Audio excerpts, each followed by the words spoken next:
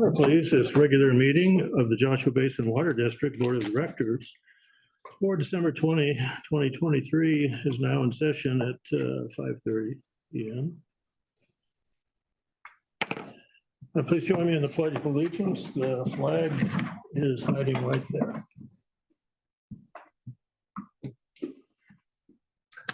I pledge allegiance to the flag of the United States of America and to the republic for which it stands, one nation, under God, indivisible, with liberty and justice for all.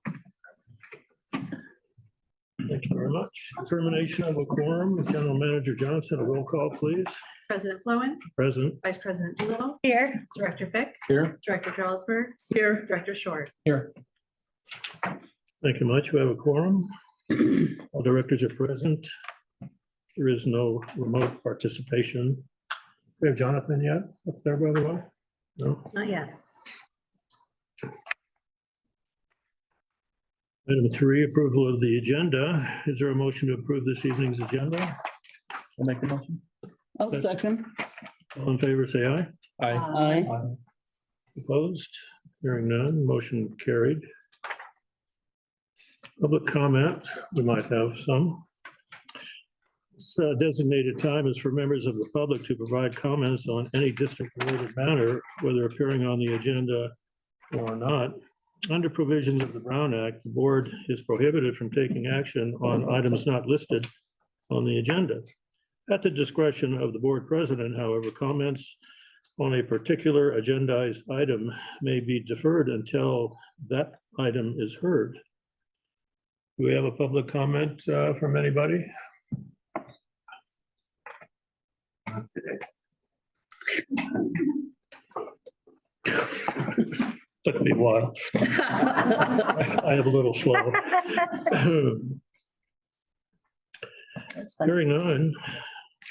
General Manager Johnson, do we have written electronic or voicemail comment? None to my knowledge. Thank you very much. Public comment time is now closed. Consent calendar. Consent calendar items are expected to be routine and non-controversial, to be acted upon by the board at one time without discussion. If a board member would like an item handled separately, it will be removed from the consent agenda for separate action. The items tonight are the draft meeting minutes from the Board of Directors meeting December 6th, and also the check register.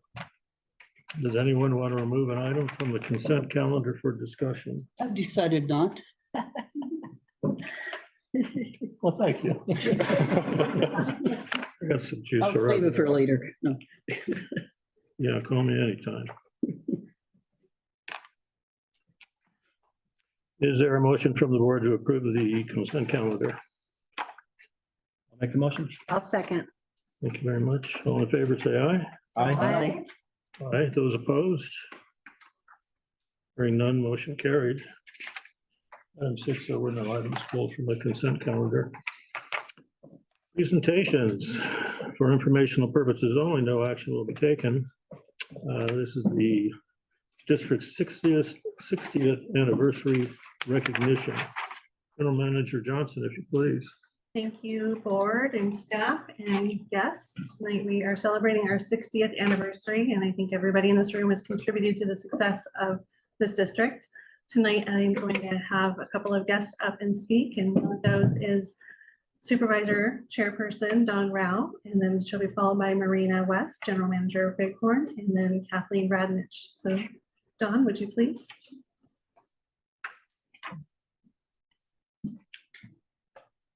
So it is an honor to celebrate the 60th anniversary of the Water District. The last couple of years have been challenging. You have been through an awful lot.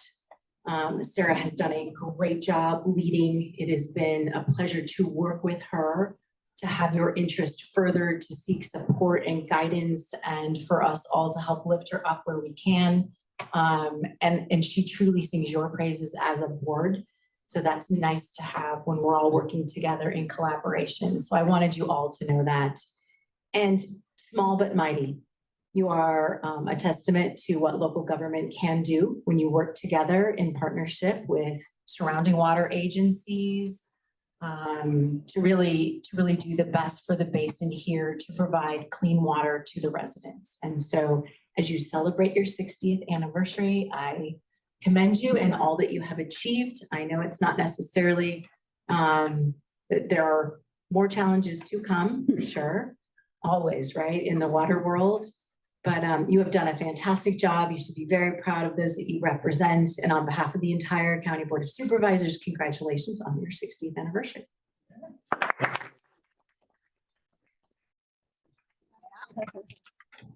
Tom, Are we taking? come around here, Oh. please. the logo? Tom, right here. Oh, We kind of have a way of doing this. over there. Somebody made a pretty picture over there. In front of the board. Actually. Yeah. I'll hunker down. Who did that?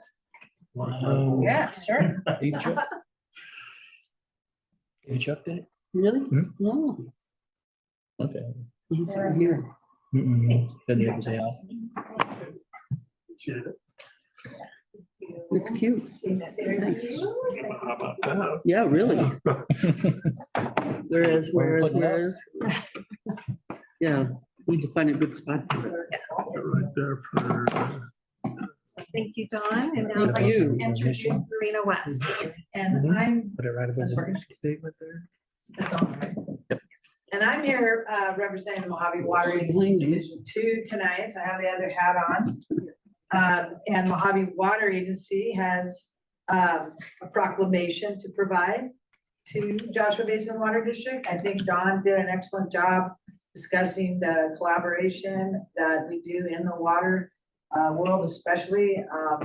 You're an urban system, but urban systems are also helping small systems, and small systems are helping urban systems. So we're finding a lot of ways to make a difference. One of the whereases in this proclamation is important to me, and that is that important regional water management projects have been implemented with the cooperation and support between Joshua Basin Water District and the Mojave Water Agency. And so that culminated with the installation of a physical recharge site in the area and bringing that state water project water to your community to supplement your groundwater. And so on behalf of the Mojave Water Agency Board of Directors, I'd like to congratulate y'all on your 60th anniversary. Thank you.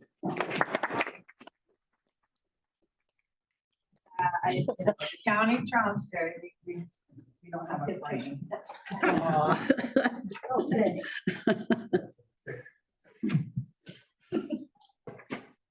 Oh, I came bright light. I didn't wear the drilling. Why am I getting bright light here? There we go. All right, 1, 2, and 3. Okay. Thank you. Congratulations. Congratulations, board. And staff. Thank you.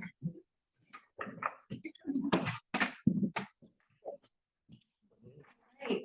And finally, now we have Kathleen Bradnich, and she has a presentation on the district's history and our accomplishments that will be on the TV behind us. Give me one moment. So, sorry for the inconvenience there, tech issues. You want this? Give you a finger point, and I want you to change the slide. That'll work. Okay. Okay. Could you collapse that film strip up? There's people talking. I mean, the people on Zoom, please, so we don't see that. You just hit the one button. Yeah, that one. Okay, thanks. Advance to the second slide, please.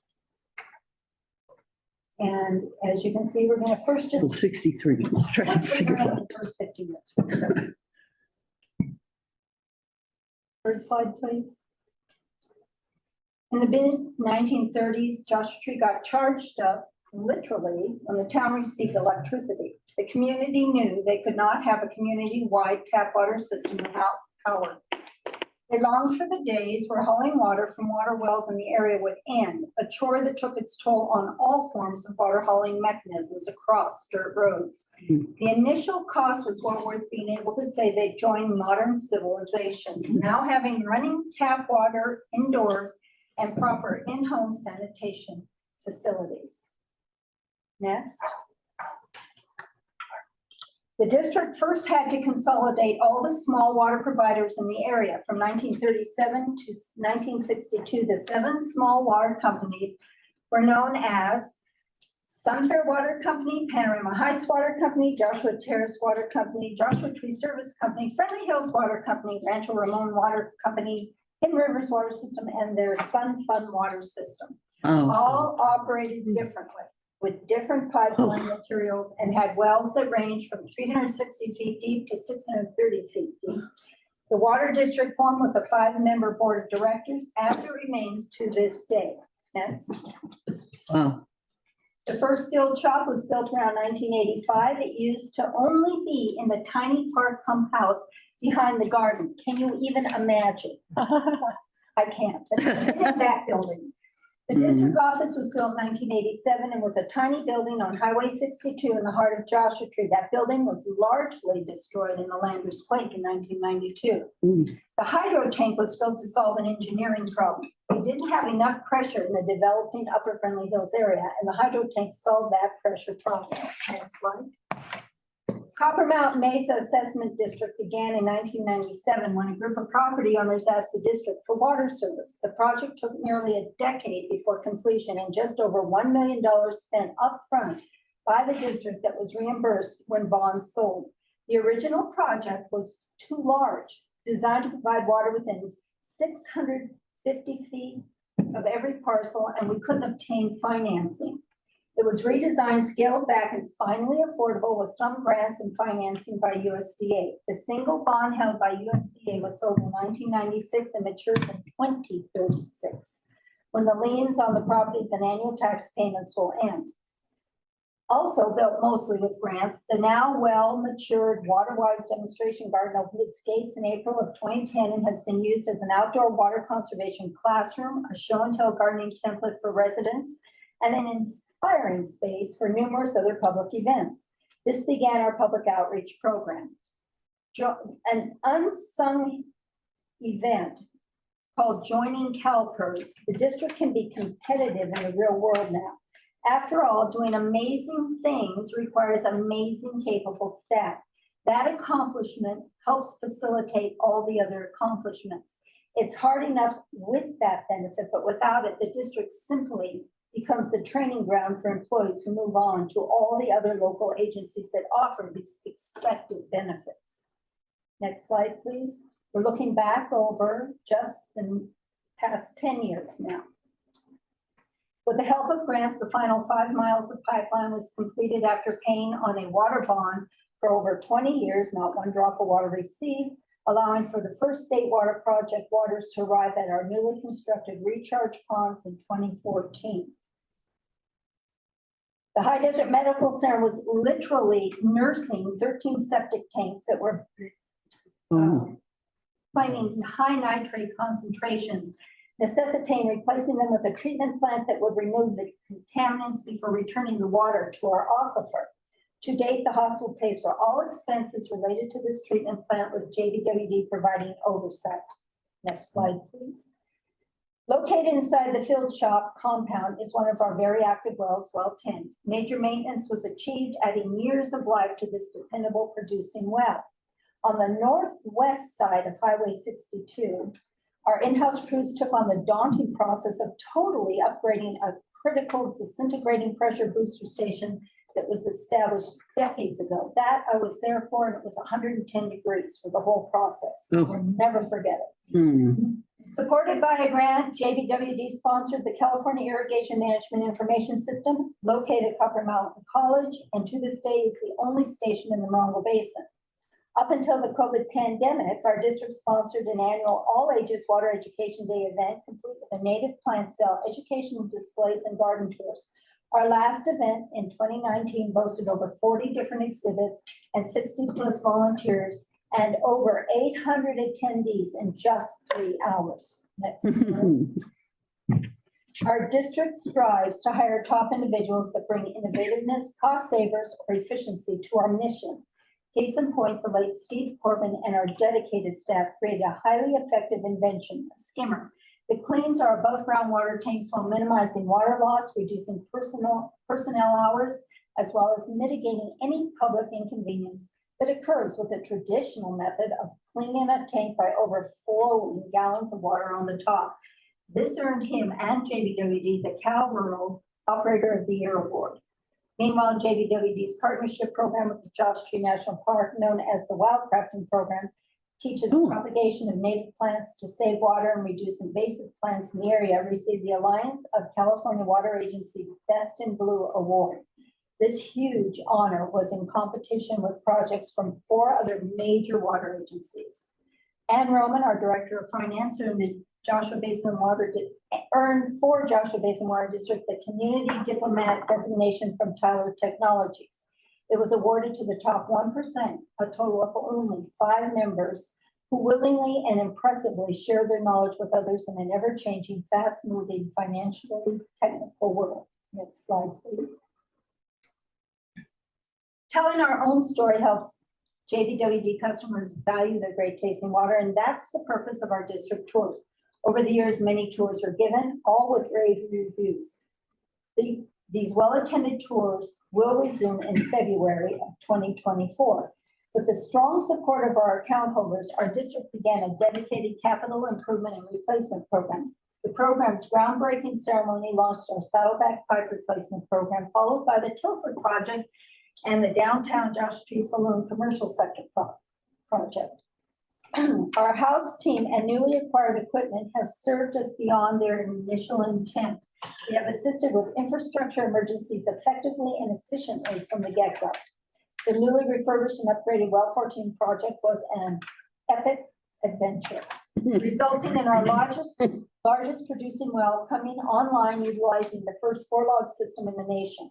It will also host a chlorine plant, allowing us to save money and reduce transportation of hazardous materials on our community's roadways. Back in 2016 and 2017, our community rocked with water-saving ideas that helped JBWD meet their state-mandated residential water use reduction of nearly 28%, avoiding punitive fines commonly felt by other water providers during that major state drought. Next slide. The district redesigned our existing field shops facility, allowing for maximum efficiency, new office space, expanded restroom facilities, and more. The labor was done in-house, resulting in significant cost savings.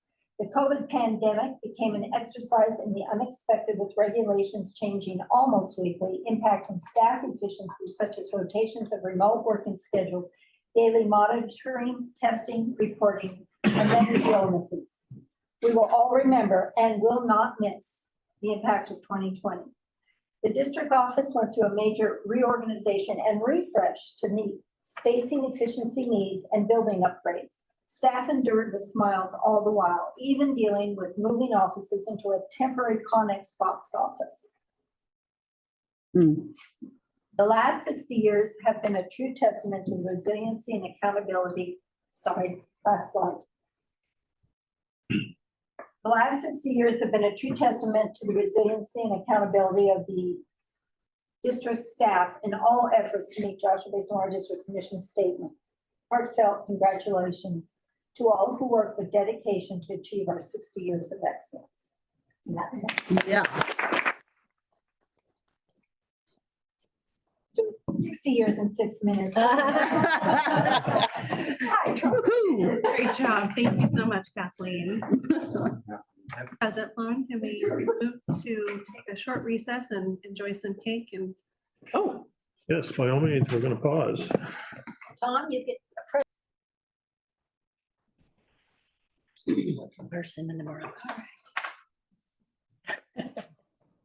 Be surprised. Okay, pause over with. We're back in session at 6:06 PM. Item 8, the action calendar. 2022, 2023 audited financial statements presented by Ann Roman, Director of Finance. Dun, dun, dun, dun. Thank you very much. Good evening. We have an exciting time event that we're following tonight, but we're happy to present the 22-23 audited financial statements. We have a presentation from Jonathan Abadesco, who is a CPA and partner at CJ Brown and Company CPAs. He has the unique experience of being the past AGM of administration at our neighboring High Desert Water District. So he Pardon me, Ann, understands. so sorry, but we're having a problem with the speaker. It's crackling and stuff. Yeah, see, you see, it's what? Feedback. You from think it's something. feedback? It didn't sound like, I don't know, but anyway. I think it is feedback. If it continues, we'll go up there and we'll turn these off and that should solve the problem. Okay. So Jonathan understands many of the special characteristics of a local government water district. This report that's about to follow was reviewed by the Finance Committee on December 13th, also just for your information. And before we start Jonathan's presentation, I just want to review a few items with the board. So this year, we're back on track, on our normal track, with no new audit findings, still unmodified opinion issued by the auditor. This means that the auditor has confidence that the statements are fairly, in all material respects, the respective financial position of the Joshua Basin Water District.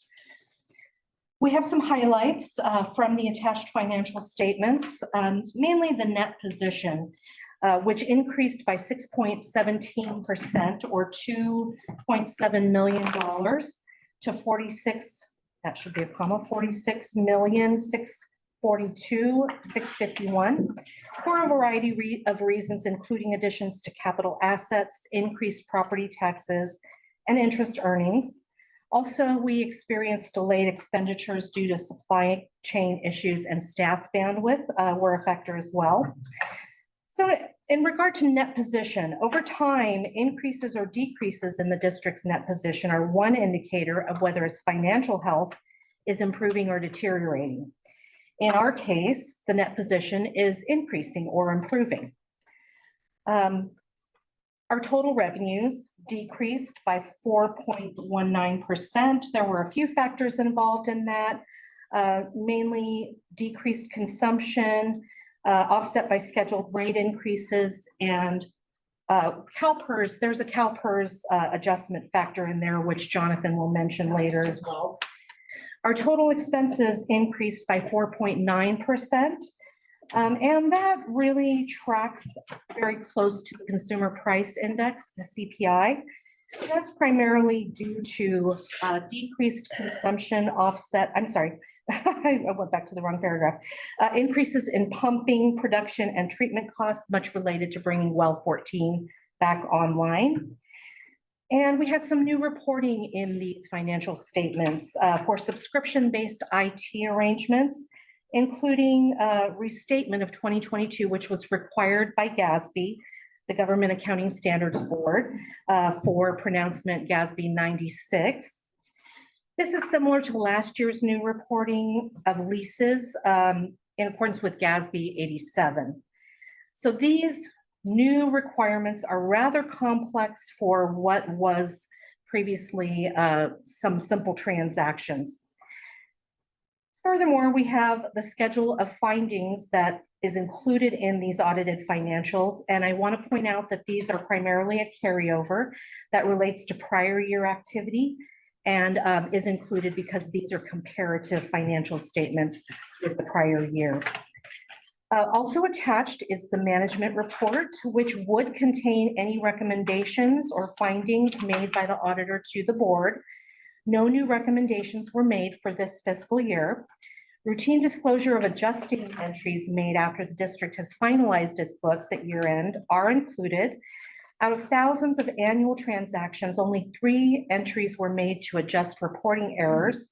One additional entry related to complex GASB 68 pension liability calculations was made by the auditors at the district's request. Finally, the annual audit, I should mention, is a 9 to 10 month long task that is really the single largest task that the finance department undertakes each year. The audit typically kicks off in the spring with a multi-day site visit to review transactions and records, and continues in the fall with another multi-day site visit. Each year, the requirements seem to become more and more complex as we keep up with new GASB changes. Our finance staff prepares year-round, but devotes substantial overtime during each summer audit season. Thank you to our devoted finance team for their outstanding work on this project, and thank you to all district staff for their cooperation and input, and to our amazing auditors for their tireless support. Upon board approval, these audited financial statements will be distributed to numerous agencies, which we'll also go over in our slide. With that, I will turn this over to Jonathan, and we'll start our presentation. Yes, good evening, everybody. Hello. Hi, Jonathan. So I do apologize that I can't be there today. I would love to be there today, but due to unforeseen circumstance, sorry, my voice is becoming weird. So, anyways, so right now on your screen you could see that these are the guidance that we follow. So the audit process that we follow when we do the audit is in accordance with auditing standards by AICPA, and accounting principles that we follow is in line with Governmental Accounting Standards Board. So the audit process that we perform when we do your audits is divided into two stages. The first phase is your interim fieldwork, where we try to gain and understand your controls. And we do perform tests of controls by looking at your receipts, disbursements, payroll, and your bank reconciliations, which should tie with your bank statements. Final fieldwork, that means that we obtain from the district, courtesy of N, the trial balance. And the trial balance, we make sure to audit all your accounts from assets, liabilities, revenues, and expenses. Also, when we perform your audits, we consider fraud whenever we perform your audits. So professional skepticism, that means that we don't just rely on documents provided to us. We question them, and we make sure that we do review and check them to supporting documents. And let's say if we find something that is not or something that is fishy, we always direct management and the board about this problems if something comes up, if something persists. And we also interview key members of management and the board during the year concerning fraud. And so the audit requirements that we follow, so state law requires the district to have an audit performed each year by a qualified CPA. So we were hired by the board to perform your audits. A copy of the audit report and the results of your 2023 audit will be submitted to the State Control's Office by January 31st. So as Anne mentioned a while ago, once the report is approved by the board tonight, it will be submitted to the following agencies: San Bernardino County, LAFCO, Mojave Water Agency, US Bank, your debt holders, Dun and Bradstreet, and the board of directors, public members. And it will be posted on your website. And any party requesting the report. So as Ann mentioned a while ago, we have, or the district implemented GASB 96, which requires certain subscription assets or right to use asset. What that means is that the district subscribe external software from outside vendors for them to be able to utilize this software. And the corresponding liability was recorded in the books. And GASB 96 requires multiple year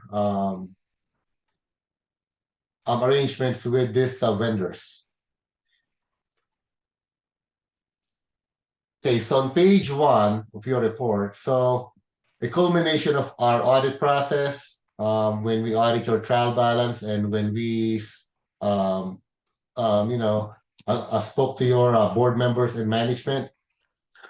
So we have issued a clean opinion where your financial statements is in accordance with US generally accepted accounting principles. Next slide.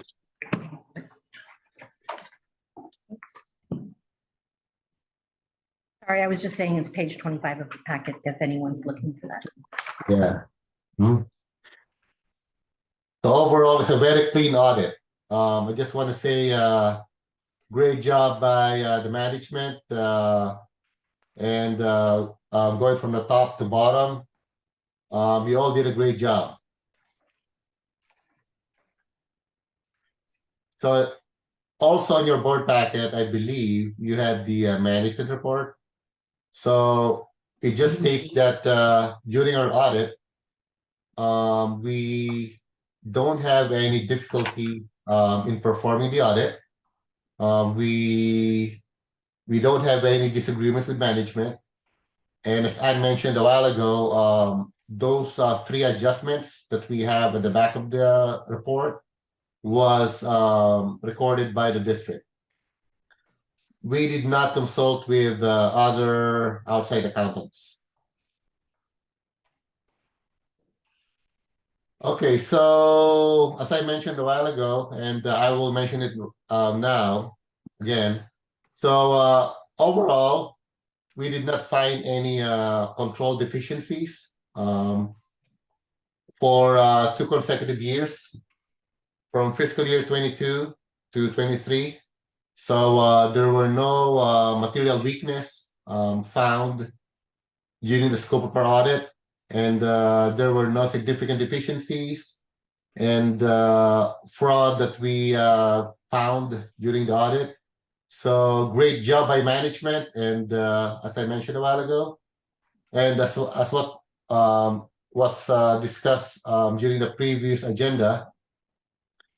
Congratulations to the districts for its 60th year anniversary and more anniversaries to come. Okay. So yeah, next slide, you can see the financial highlights. This is your statements of net position or your balance sheet. And on the bottom right, the amount of so your total net position, it increased by $2.7 million Page 29. as a result of continuing operations, which I will go over to the next slide. 529 is the page.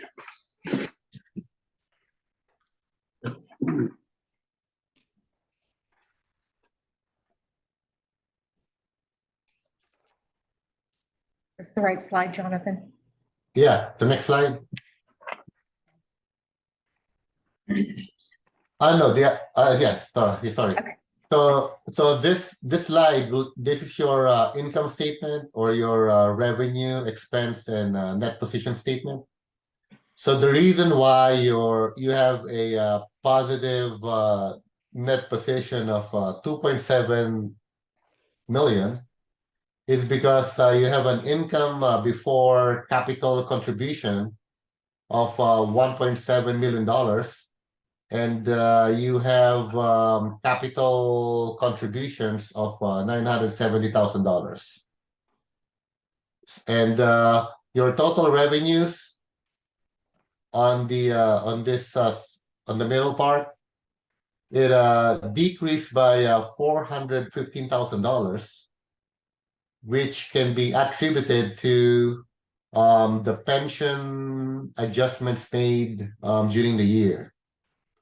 So last year there was a pension credit adjustment made because CalPERS last year, which was based off on the 2021 pool measurement date, the entire CalPERS pool, they have earned $4 billion in investment income. So that's why there's a credit last year. And this year, there was a pension expense adjustment made because last year, which was the basis of the CalPERS report, there was a investment loss by CalPERS. So the pension expense triggered a decreasing revenue of about roughly $415,000. Okay.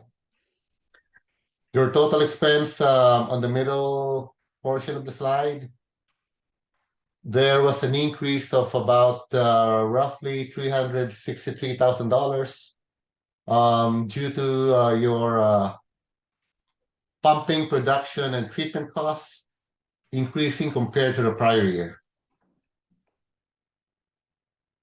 So I think, so any questions on this slide?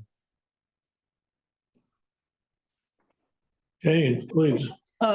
There's a little tiny difference in the numbers on the draft we have, and is that the final as opposed to this being a draft? The bottom line under net position, they're slightly different. Hold on. Let me see the final draft. In our printed report here that says draft. So I just wondered, was that the final then? Probably it was just the additions. It's just a tiny difference, like Yeah, $15. it's just the I think it's just the $15. additions. Yeah, so Is that the yeah, adjustment? you should. Adjustment, yeah. Oh, okay. So it looks like it's related to the prior period adjustment, the restatement. Yeah. Note 15. Yeah, the difference is the prior period adjustment of $23,000 as a result of gas B96. And yeah, forgive us, I think it was just a typo error, and it just didn't add up on the MD&A. But let me see. Let me just pause for a moment and say that we did have some discussion at the finance meeting about error. And when humans are involved and a project we're participating in a project of this volume, errors are going to be made, and we just make adjustments. It's not a thing. Everybody makes. Yeah. Just watch me, you'll see. Yeah, thanks. Yeah, thanks, Tom. So, yep, it's a human error. So rest assured that the final version of the draft will be adding up to this number. And I would say, can you please go to your agenda package, Anne? I think if you could show the page 12 of the draft report. I don't have that prepared, but I can look for it if you want to wait for a moment. Yeah, sure. Okay. We don't have it. I could share my screen. If you can, I'm not sure if you're enabled to do that. No. Do you have the it's ability? disabled, yeah.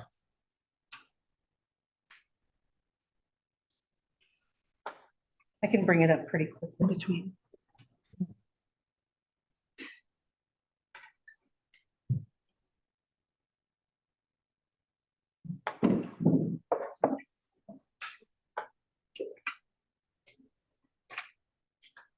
I almost had it.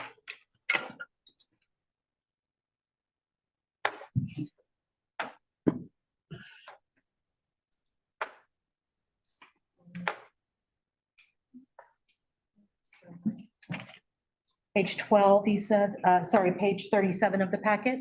Yes. Yeah, page 37, or it's called the page on top, the header. It's statements of net position continued. Okay.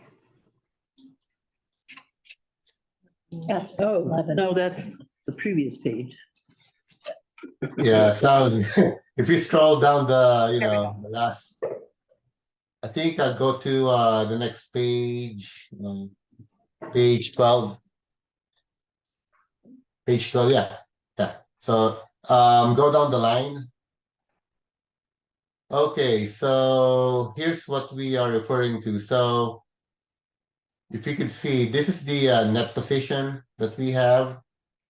And let me go back to the let me go back to the agenda.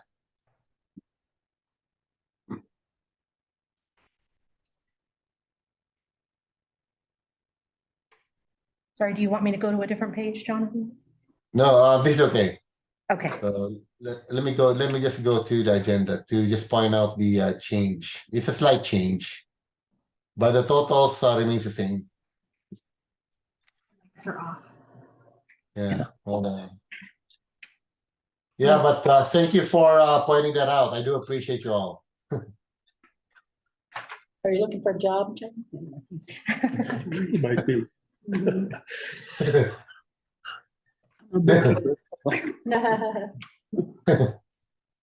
Hold on. Nope, hold on. That's not it. Question just in general, if I may. What is restated? I see this all the time, as restated. What does that mean? so they actually had to go back and because this particular GASB pronouncement required that these changes were made retroactively, they had to go back and restate the Oh, beginning okay. balances or the ending balances from last year, which changed the beginning balances for this year. And they only make the change here. They don't go back and change previous Oh, right. reports. Right. Because it's restated there. Okay, yeah. It's most current, yeah. We covered that. Yeah, I Finance. figured Oh, that. there you go. Yeah. Yeah, so right now, sorry. So I saw the the agenda. So if you could see the if you go back to page 30 of the agenda.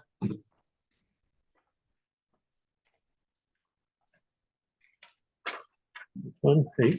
Page 30 of the agenda or 6 of. Yeah, there you go. This is, So Oh, he's looking at it now. Yeah. yeah, so if you could see this the slide, we forgot to put the $23,000. It is meaning we need to That's the we difference. forgot to add this up, so that's the difference. Yeah, I see that. Yeah. So that's it. So on your final version, so you will see a Yeah, page 6. yeah, that all adds up to 2.710 million. That's why this is a draft. Yeah, Good catch. The 2.7, sorry, the mic's off, I guess, 2.710 million is the correct number. right.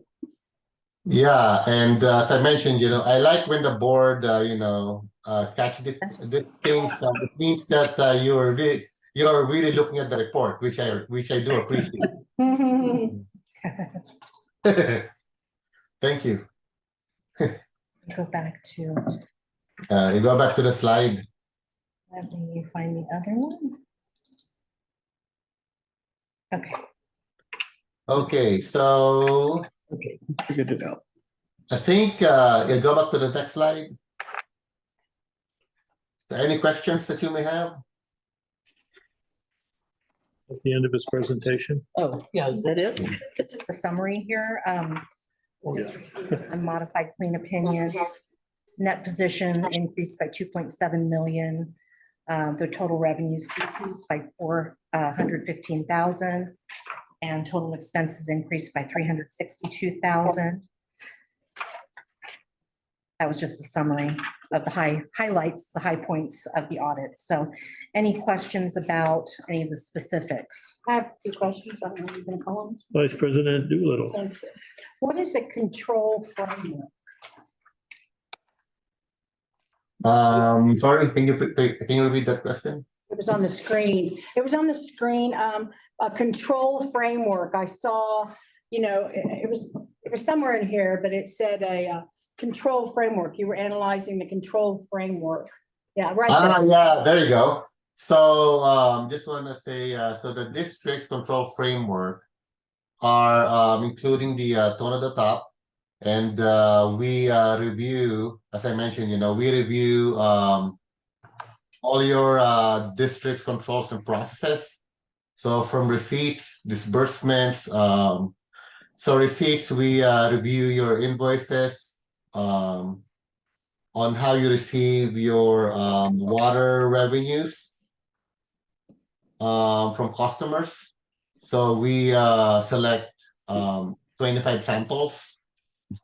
Also for disbursements, we test 25 checks with corresponding invoices if it match the invoices. So we do that. And for payroll, we select employees if the district is properly paying those employees in accordance with the HR approved rates. And also we do check your bank reconciliations to ensure that it agrees with your general ledger and your bank statements. Okay, thank you. And then I have another question. It was on page 6 of the agenda. That's the center number. And what is a capital contribution? Okay, that's a great question. So capital contribution, I will tell you. So these are mainly so it consists of your state or local capital grant from Mojave Water Agency. Also, it includes your water and wastewater capacity charges. Okay.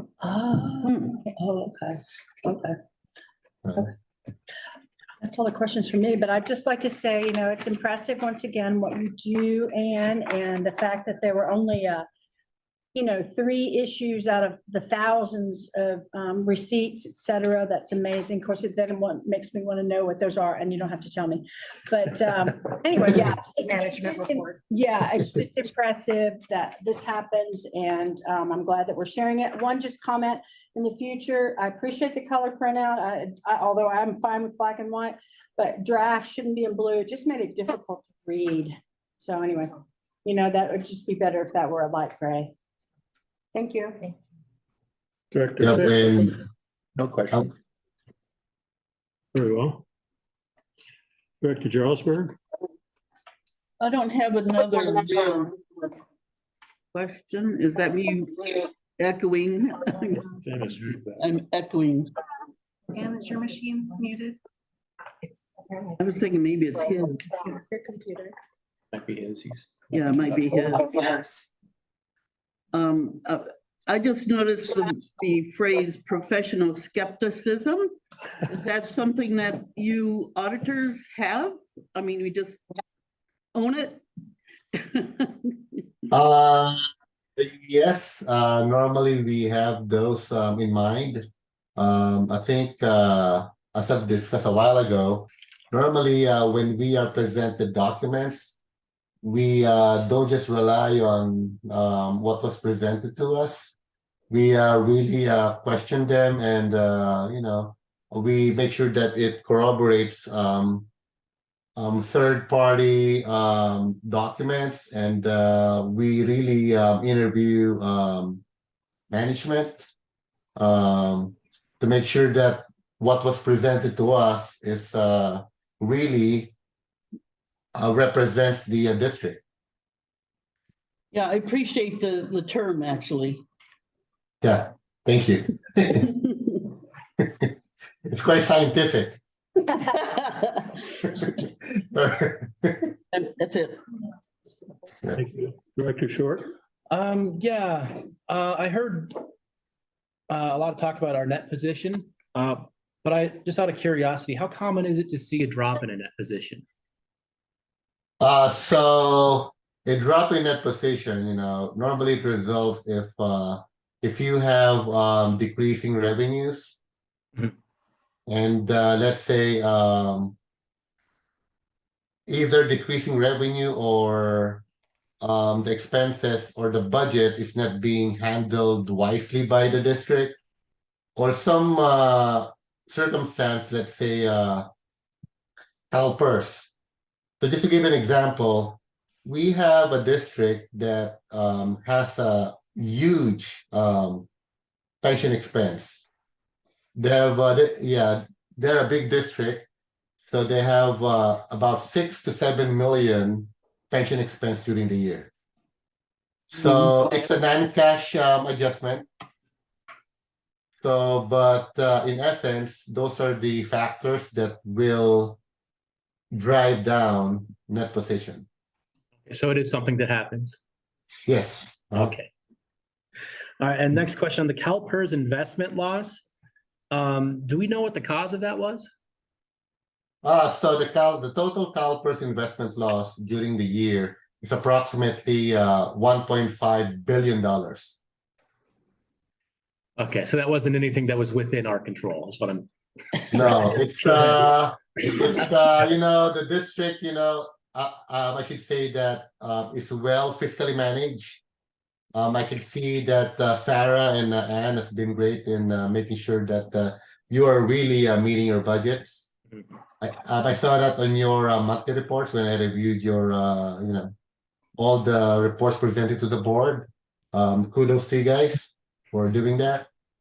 And yeah, it's something that, so CalPERS pension expense, investment loss, those are external circumstances that every district, cities, or county cannot control. Yeah, I just thought that was important to get that out there. Yes, I agree. And yeah, that's all I got. Just want to say thank you, everybody, for your hard work on this. It's very impressive. Thank you. Can we get ready to start it again? Yeah. Right. Thank you very much. David? What, it's my turn. I was looking at the last page of this report. I'm searching for it now through all this stuff. And I could not figure out what the numbers meant on this. It's page 86. It's a schedule of audit adjusting journal entries. In other words, there were some inconsistencies from one thing to another, and we made adjustments. Right, these were the three 86. adjustments plus the CalPERS adjustment that we asked the auditors to make. So these were the three that were identified as they were going through all the documentation. And so these are the journal entries that we need to make to correct these. But because they were not already corrected when the auditors came to examine the records, they have to report this. So on this first one, is it simply that two numbers got reversed? You know, 169663 is on the top on one column and it's on the bottom on the other column. Yeah. Is that all it was with that? I'm trying to remember. Do you recall? Yeah, yes, those are, yeah, so, and those are just, you know, reclassification. Or what? Reclassification. Oh, okay. So it wasn't just Oh, I see. a transposition. Yeah. And I think it so, was related to, I'm sorry, I think it may have been related to the fact that we actually returned the copier, the Xerox copier sooner than what we had anticipated. So I think it was related to that. My recollection. No, I'm smiling because it's illuminating as to how trivial some Yeah, some of these entries and such can Yeah. be. So is that just there's 1, 2, 3, 4 of them, they're numbered. Is that the types of adjustments or corrections or whatever you want to call them? Is that just the gist of it? Number 3 is some pretty substantial numbers, I noticed. That's the CalPERS GASB 68 adjustment that we asked the auditors to make. So that is how they adjust the pension, the net pension liability on our books. So yes, that one's substantial and it's quite complex. Actually, Jonathan sent me the new spreadsheet this year for that. And it is incredibly complex. So I'm glad to have their assistance with that, even though they have to report that they did assist us with that. The 4th journal entry here, the bottom one, the Edison, I know that was related to timing. So our power for pumping bill has numerous wells that are being billed on one bill, and they all are for different timeframes. So we actually had a little bit of time that belonged into the next fiscal year, and so we had to adjust for that there. That's what that one was for the last one, number 4. So they're different reasons. They can be different reasons. So if I'll ask the vice president to tell me when I'm taking too long. Okay. This net position in your opening analysis here. Say if we've got $60,000 in the bank and we spend $60,000 to buy a truck. So the district has an item that is of equal value to the money that went out. And so other than, what's that term for one second? Depreciation. Other than depreciation, is that kind of a push? Does that affect our position in any way? It wouldn't initially until we start depreciating that asset. So it stays level, yeah. Is that right, Jonathan? Did I answer that correctly? Yeah, Okay. yes. Yeah. Yes, Anne. Thank you. The depreciation, which I think is mentioned over in page 30, according to my notes here.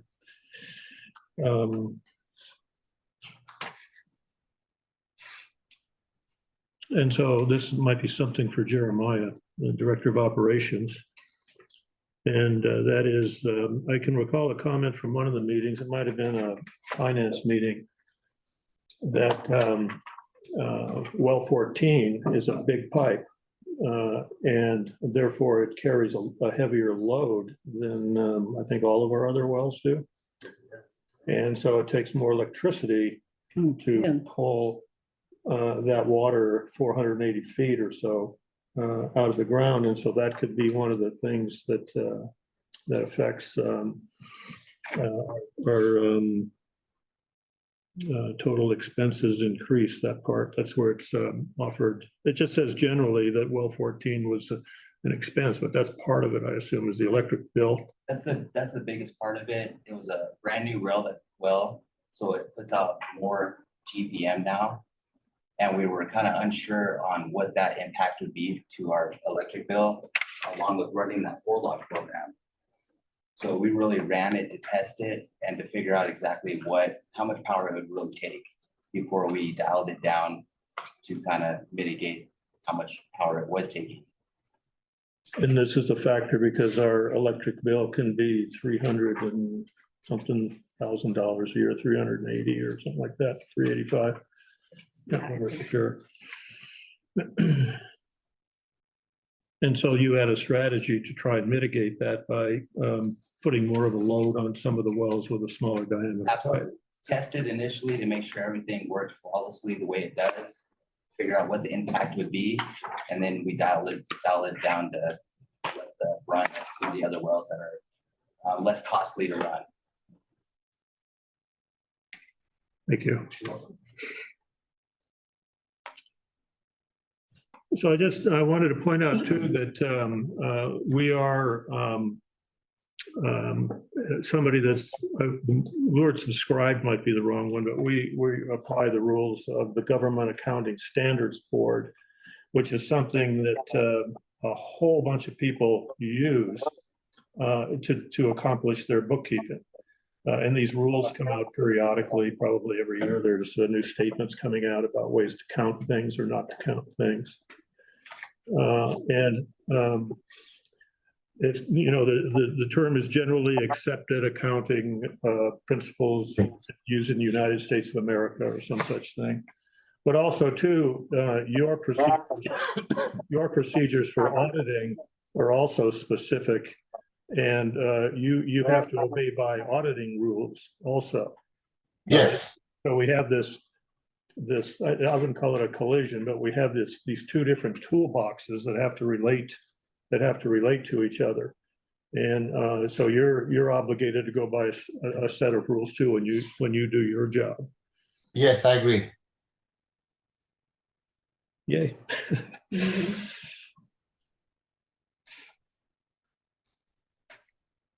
And Tom, just wanted to point out something about the pumping and treatment costs. So I'm looking at the trial balance. So you are right, and Brian is right about the power for pumping. The electric cost went up from went up by about $140,000. Wow. And you have a water recharge purchase of about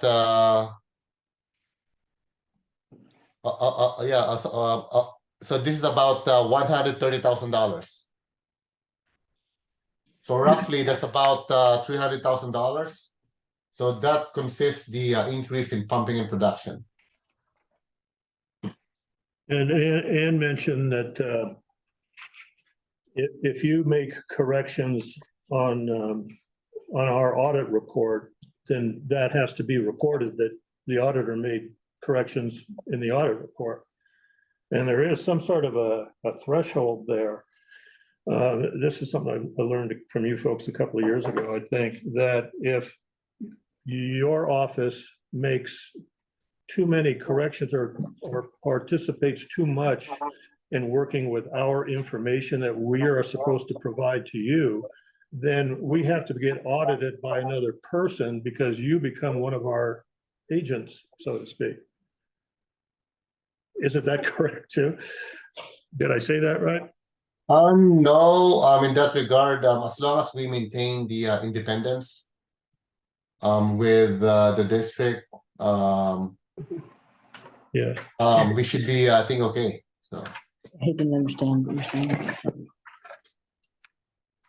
Yeah, but great question, Director Tom. I appreciate you. I'm giving it my best shot. And we did, we covered that skepticism thing at finance. Oh, really? Yeah, and we discussed that too, because the credibility of these audits is really important because Jonathan went through a list of all the people that get that thing. And two, the reason it's good that everybody subscribes to the generally accepted accounting principles, that's GAAP, is for lenders, people that may want to buy bonds, financing people, all of those kind of people, they want to make comparisons between, say, what we're doing here and what somebody else is doing. And if everybody is operating under a bunch of separate rules, then it's hard to make an accurate comparison of what's going on. The credibility of this stuff, I think, is something that I'm trying to understand and learn some things about here. How am I doing? So far? Chop, chop. Does that mean hurry up?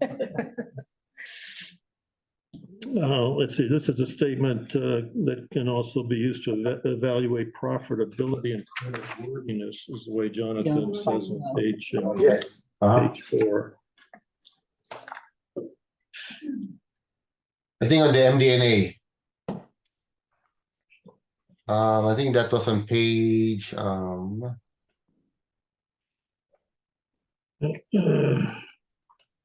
I think page 28 and 29 of the agenda.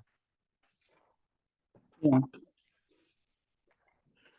we get over to page 31.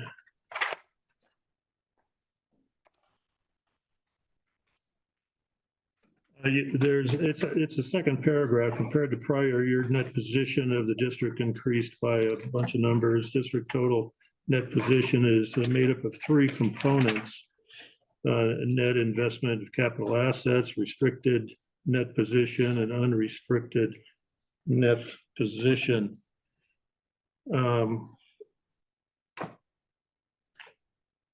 I've never heard the word restricted or unrestricted apply to these terms. Could you speak to that a little bit? Okay, so Director Tom, so just want to make sure. So do you want me to explain the difference between restricted and unrestricted? Well, I've already. When applied to what? It wasn't in regards to reserves. It was- Restricted would mean that somebody, an external source or person or entity is imposing rules on how we spend the money. I understand, that part. Yes, so can you repeat your question again, Director Tom? You want one again? Your question. Yeah, your question. I it's just didn't hear that. Those terms, I was wondering specifically what they, how they applied. Well, we'll skip that one. Net position. It'll shorten my presentation too. Yeah. I think I'm still on 31. So which, can you tell me your question? So skipping to also on page 31, this CalPERS situation. I guess they've modified their actuarial table somehow, which has caused us to create a larger deficit in our account with them.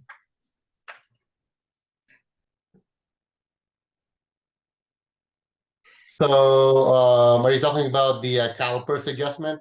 Yes. Yeah, so the CalPERS adjustment, let me go back to the book. I'll tell you the amount. So the CalPERS adjustment in the prior year, so there was a pension credit of $528,000. So meaning there was like credit means there was a addition or an income, like an artificial income or paper income from CalPERS that was recorded last year. This year, there was a $485,000 in pension expense, which was a deduction to the net income.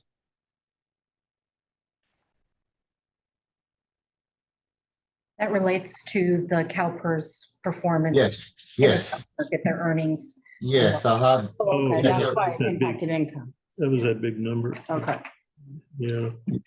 Yes, let me point you out the reason behind that. So aside from the fact that there was an investment gain in last year's audit compared to this year where there was investment loss, another factor that drives the pension expense and your liability increasing this year was the discount rate by CalPERS in their calculation went down to 6.90%. So go to and if you could go to a page, let me show you something.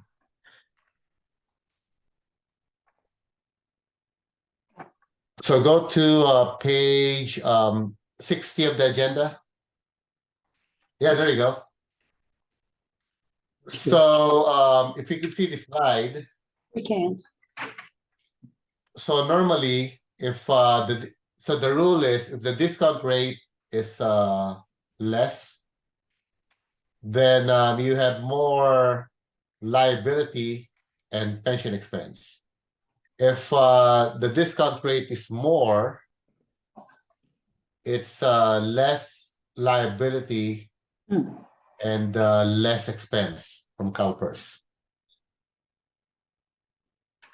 So if you can see this slide, right now the discount rate is 6.90%. So if you factor in, let's say, if there's a discount rate decrease to 5.90, your liability would have went up to $1.7 million or 1.8 to be exact. If it's a plus 1% or 7.90%, your liability will be $169,000 only. So what Director Short was alluding to a while ago, and this is something that we can control from CalPERS. It's those external circumstances that every district can't avoid. Yeah. As long as the district is a member of CalPERS, so this will continue to occur, this fluctuation. Last year was an anomaly because of that $4 billion in investment income gained by CalPERS.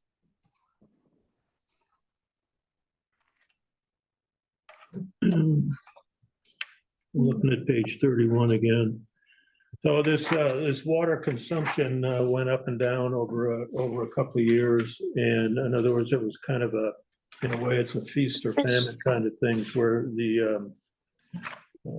our consumers didn't. There was a drop in our income because the consumers didn't use as much water, and then on the other year they used a lot, and it went back up again. So in those kind of a situation, isn't it a benefit to have substantial reserves enough to, among other things, cover that? So when we do have a drop in our income, we have a place to go for funds to keep the place going. Is this not so? I'm looking at the general manager for some. Definitely makes sense, but a lot of those reserves are restricted, so if there were a dip, they wouldn't all be available. Does CalPERS ever demand a payment related to these actuarial things, or do they just let it ride because they're making a fortune on interest? CalPERS, normally they don't ask the district to pay off the liability. So for CalPERS, it's up to the district to decide if what to do. We pay our regular payment. Every agency that's in CalPERS pays a annual regular payment towards the unapplied, the UAL. Saving with the money. Yeah, sorry, it's the unfunded liability. Thank you. Yeah, no worries. And the district has been for the last 3 years paying down, not off, but paying down with an additional discretionary payment. That UAL, however, I want to remind everyone, and Jonathan can chime in on this too. He gave a good example at the finance committee that paying off that net pension liability is not really an option. Yeah, Okay. wigwags all the time. I will mention a good example about, as I mentioned during the finance committee. So we have a district that tried to pay off their entire CalPERS pension liability. by issuing a bond with a bank. So last year they were happy saying, oh, you know what, we made some strides, we paid off our debt. Guess what? This year they have another chunk of pension liability in the books. So it's quite a battle in terms of how CalPERS invest those pooled assets to outside sources.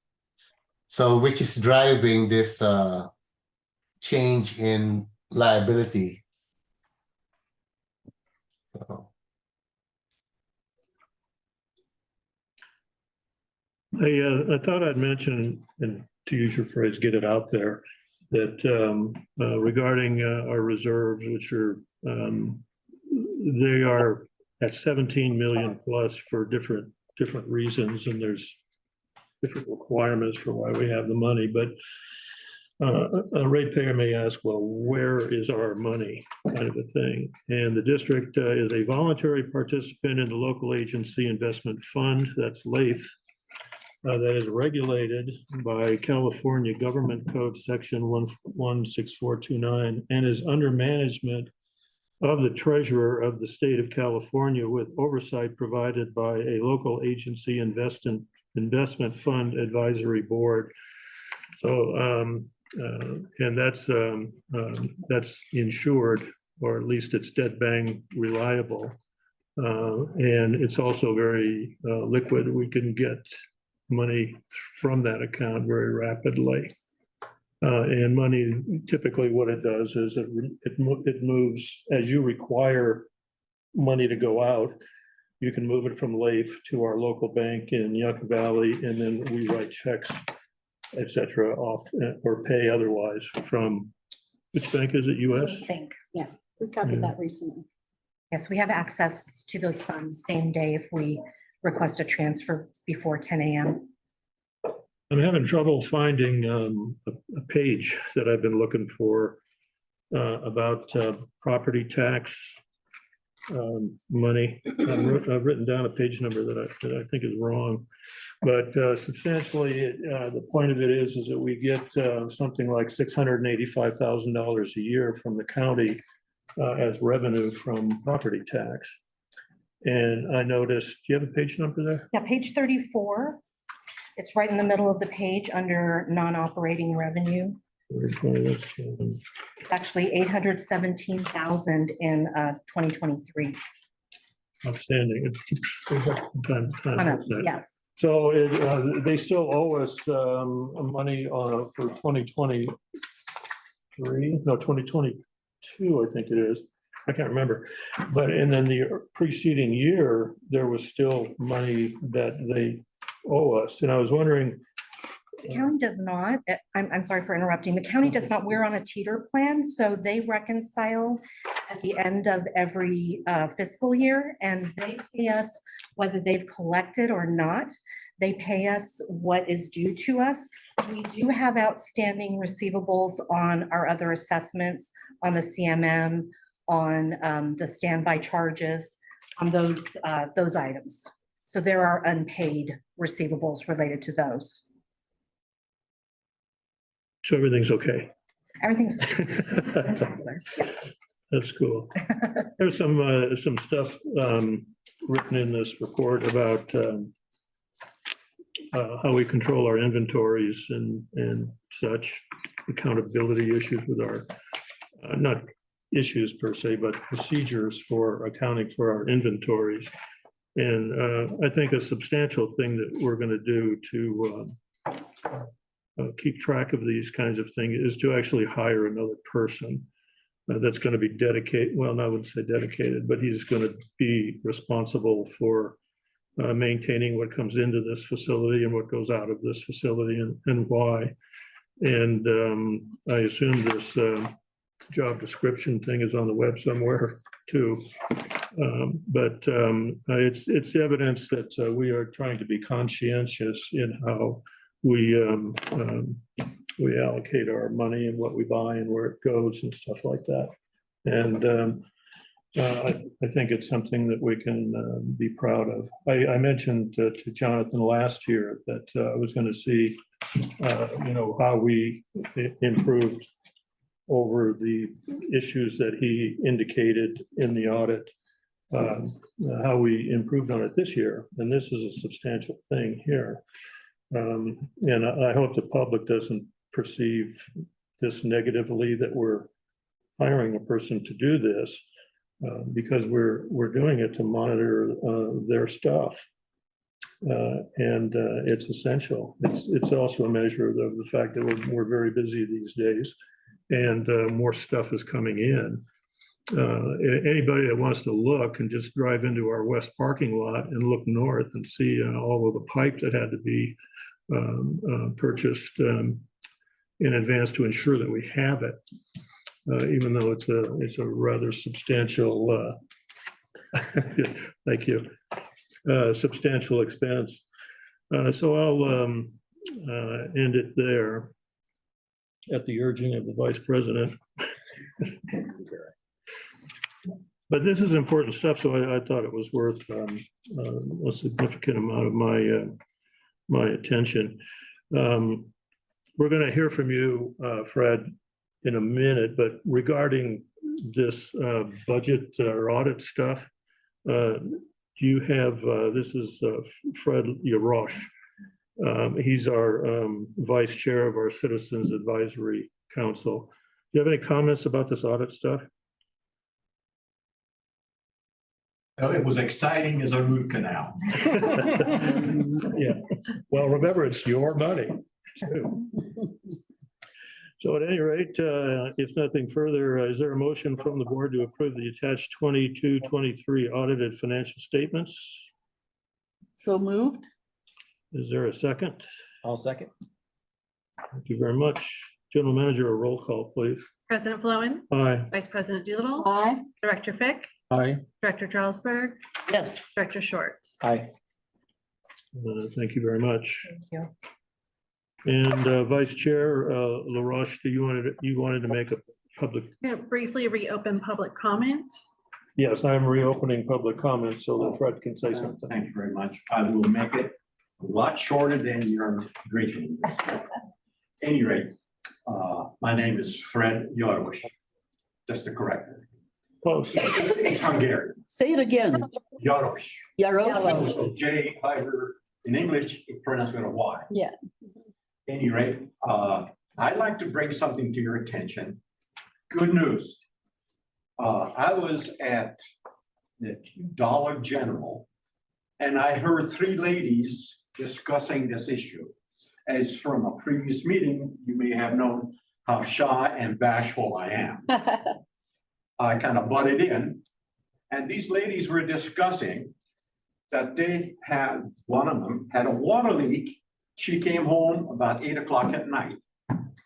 And she tried to call the water company. However, to her dismay, she couldn't find a number. She had to go to 411 to get the emergency number for this place. She was extremely pleased at the fact that they came out a matter of 10, 15 minutes and they took care of the meeting properly.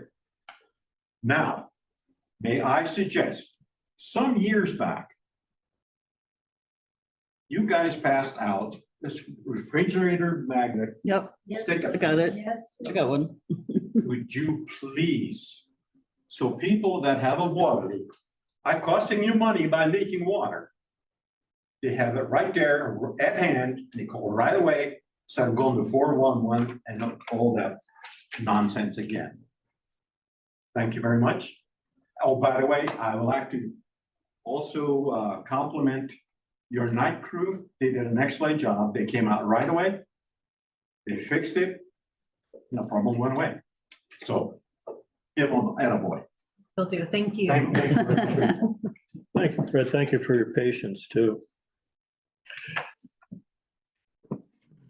Public comment time is now closed again.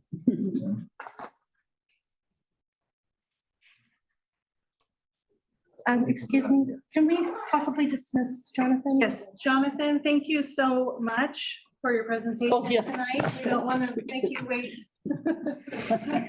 So, yeah, thank you so much for having me tonight. I would love to be there, but anyways, I'll catch up with you again next year, and happy holidays. Happy holidays. Bye-bye. Thank you. Bye. Thank you very much. Bye. Item 8B. Wore out poor Fred.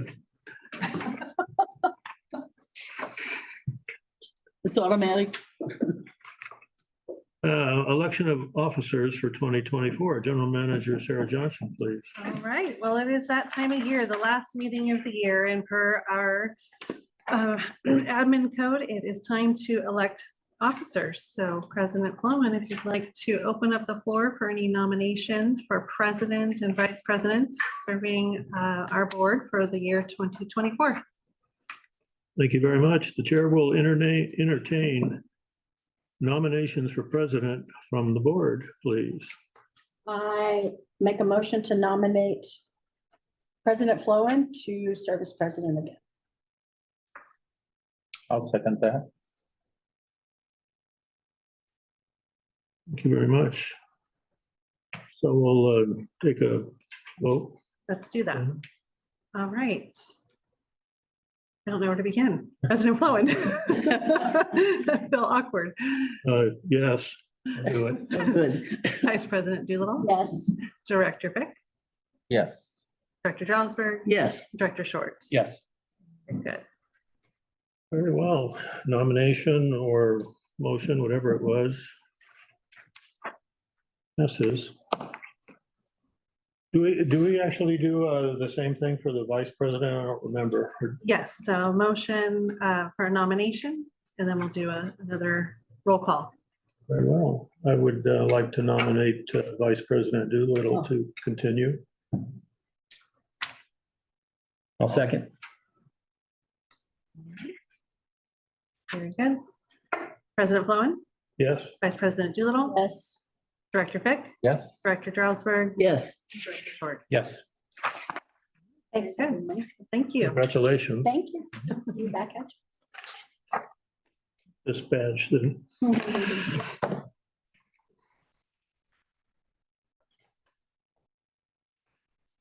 Item 9, reports and comments for informational purposes only on subjects not covered by the agenda.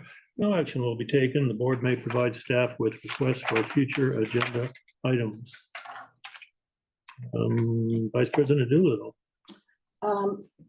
Yeah, there are just a couple of things. One is we recently received some new business cards, and I just wanted to register, some unhappiness with the fact that the titles are not used on the cards anymore. I think that having the titles on the business cards is a nice little bonus for us, and that business cards are not that expensive. And I don't think that management would like to have, for example, Sarah as the general manager would like to just be called manager.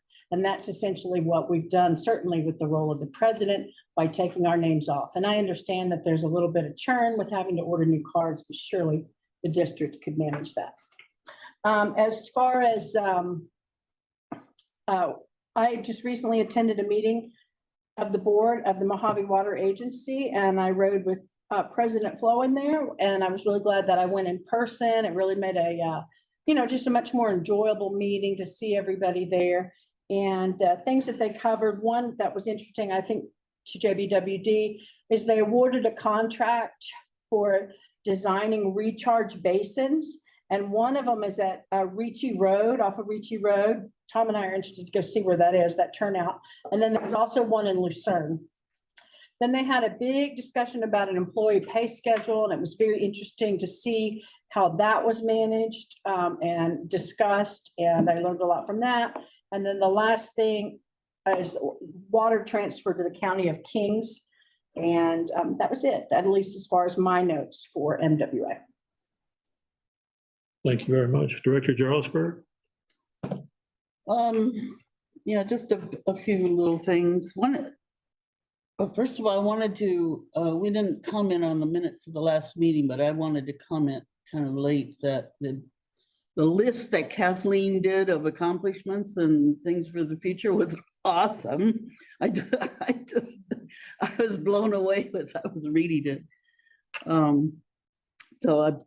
You're worth what we're paying you. Probably a little more, actually. Also, I just wondered if there's a possibility of, for instance, tonight we were paging through numbers all night long, that maybe in the agenda, there might be the page numbers attached to the agenda item. Yes, I. It's apologize done. for I that. don't know if that's, has it been done in the past? I have done that at times, yes, and I failed to do that. I apologize. Okay, no, Yeah, that was. okay, apology accepted. It was an oversight, let's say. Yeah, okay.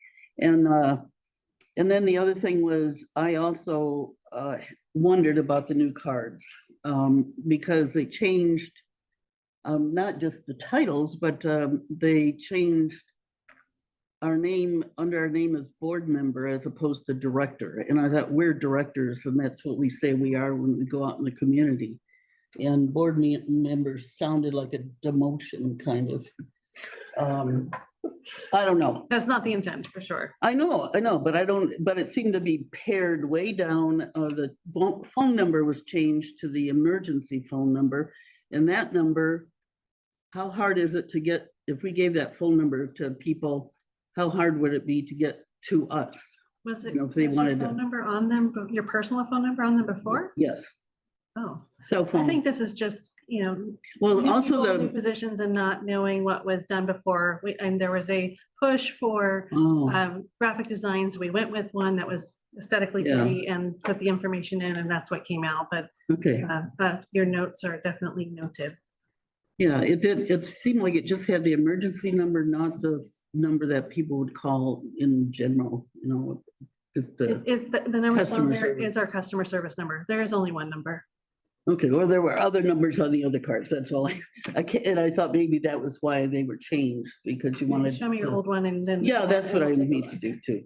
So I was kind of glad she brought it up, because I had forgotten. I had some questions about it too. But I think this was a fun night, interesting night, and it's good to be 60 again. Thanks. I'll remember that. Director Short? The only meeting I went to was finance and we already covered it, so We had a good time with it. we did. We didn't have cake though. No. Director Fick? I'm still interested in the district looking into the investment of the class system instead of life, or Oh, yeah. with life, whatever, because it does look promising, and I was in, let's see, I was convinced that it probably is the right way to go. Then another thing I'm thinking about is lately the issue of STRs, short-term rentals is out there. And I'd be curious if our district is capable of finding out who are the out-of-district billing. We have 5,500 households about. 56. 56. I'd be curious if it can happen. How many of those households have an outside the district billing Address. address? Oh, that's what you're saying. That would be a telltale sign of it being owned by the outside. Hmm. And if it's possible, I don't know if it's feasible within your system to do that, but it might be. And that would tell us, it'd give us an indication of how many STRs there are within the district. Not necessarily. We definitely could look at how many addresses are outside. They wouldn't all indicate SDRs. There's a lot of people that live here, snowbirds and folks that live here that to have an outside address. We had one today, the Hollywood guy that has a very high bill and lives here part-time and lives in Hollywood part-time, not an SDR. So it would be, it's something that we could do, but then what would we do with the information, I guess would be the question, but we could talk afterwards and see if there's something you're specifically looking for. Thank you. We did have our finance meeting, which was pretty much substantially covering what we covered tonight. And then after that, I went to the Morongo Basin Pipeline Commission meeting. General Manager Johnson attended that also with Director of Operations Jeremiah. And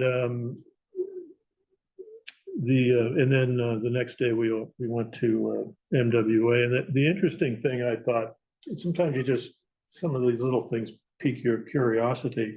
It was a level of enthusiasm by High Desert Water District to participate in, more specifically, it was kind of in them coming over with their equipment to help do some of the facility.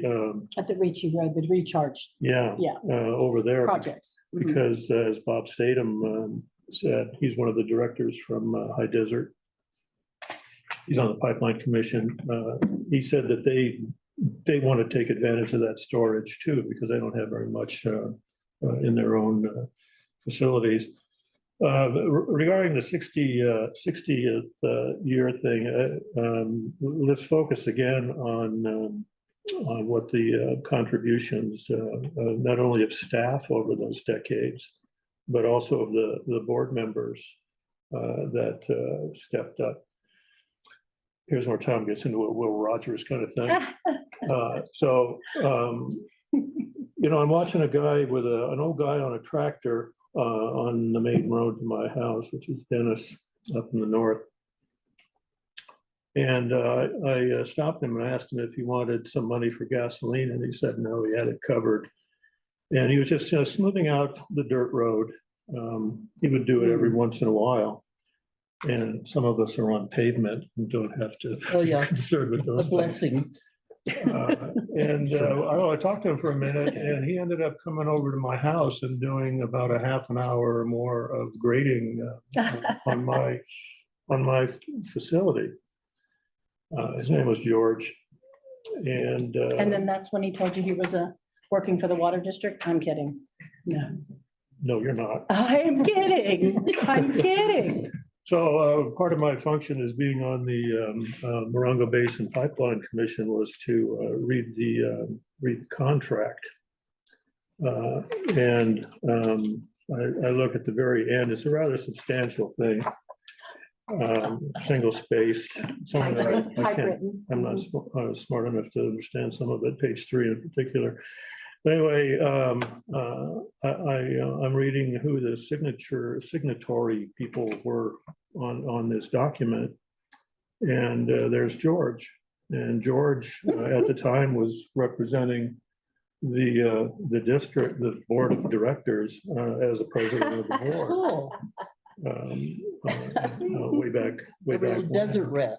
Once a good guy, always a good guy, right? And so, it reminds me, we used to see this thing where when the Revolutionary War and maybe the War of 1812 were happening, the farmer throws off the traces or the reins or whatever he's using to control the horses that are pulling his plow, and he grabs his musket and he goes out and runs out and joins a militia or some such thing and defends the country, that kind of thing.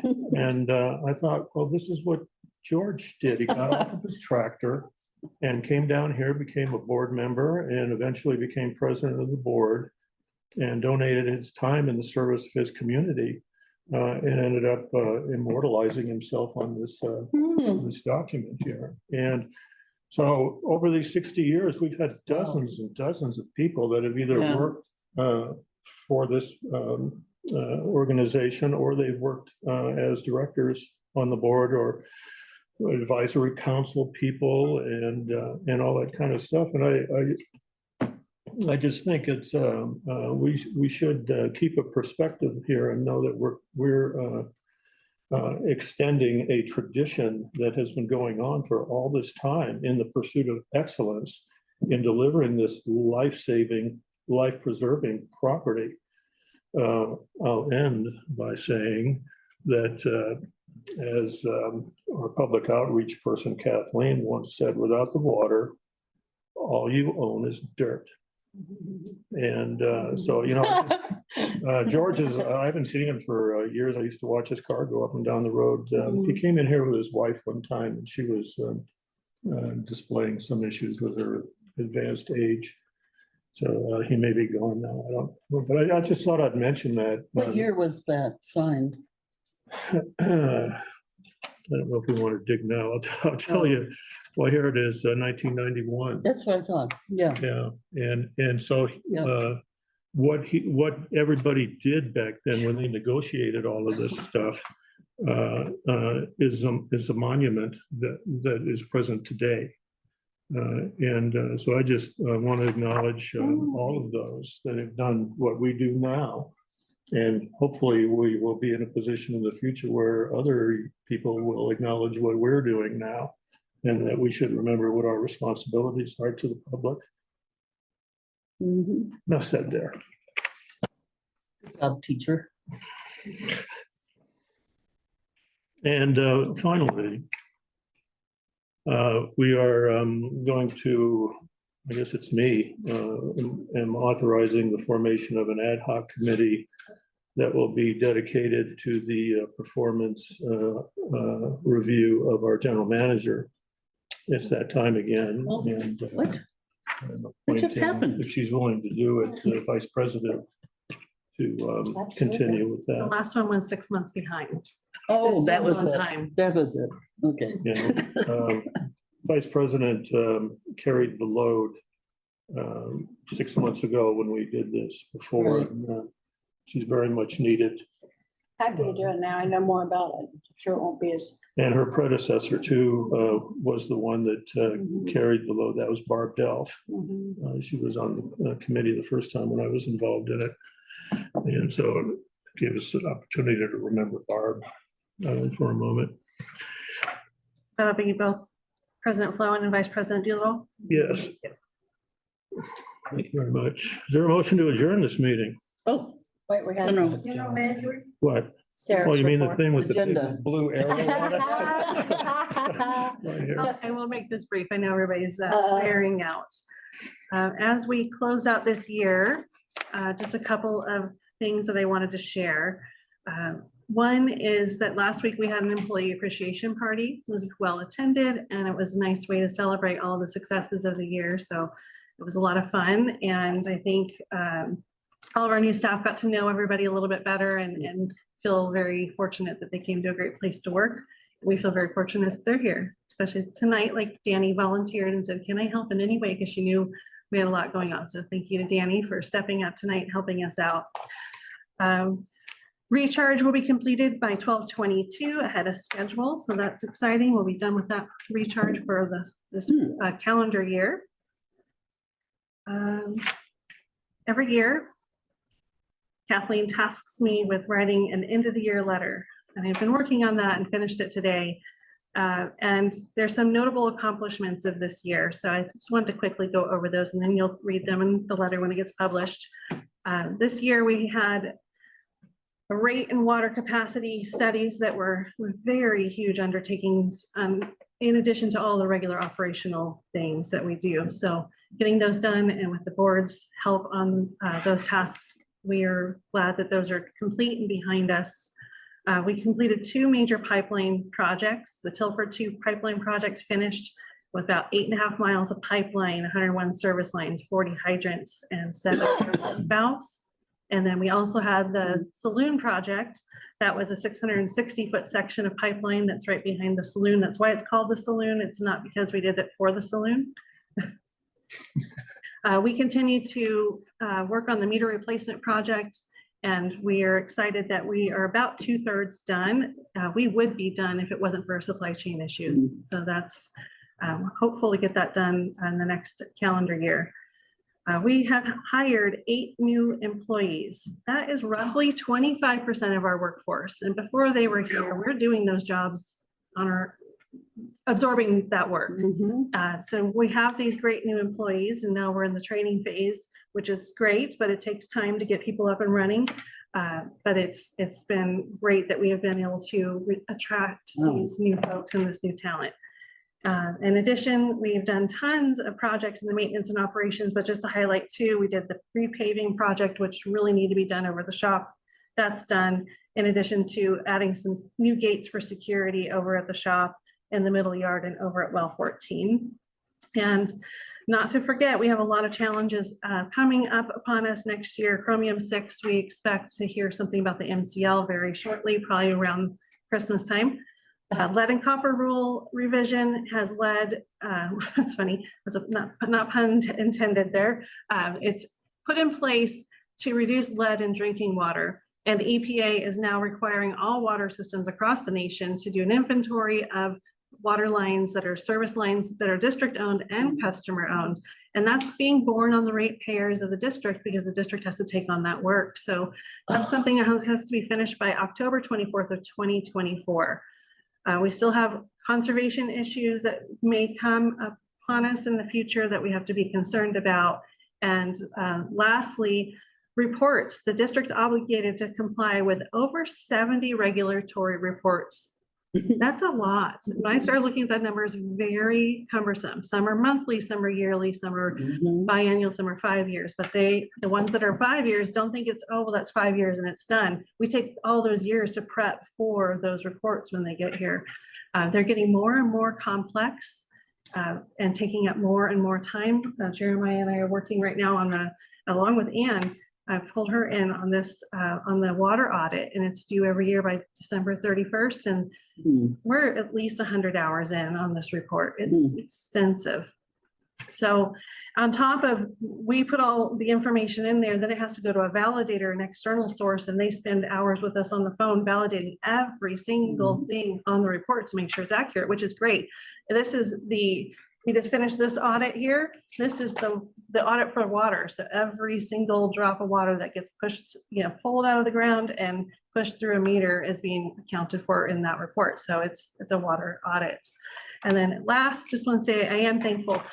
I would say I feel like we finished a successful year, but not only do I feel that way, I think we have the facts that demonstrate that we have finished a very successful year. I couldn't do it without my team and without the board's leadership. So thank you very much for a great year. I look forward to next year, and Merry Christmas. That's the end of my report. Thank you very much. And now, is there a motion to adjourn this meeting? I'll make the motion. I'll second. Thank you very much. This meeting is adjourned at 7:33.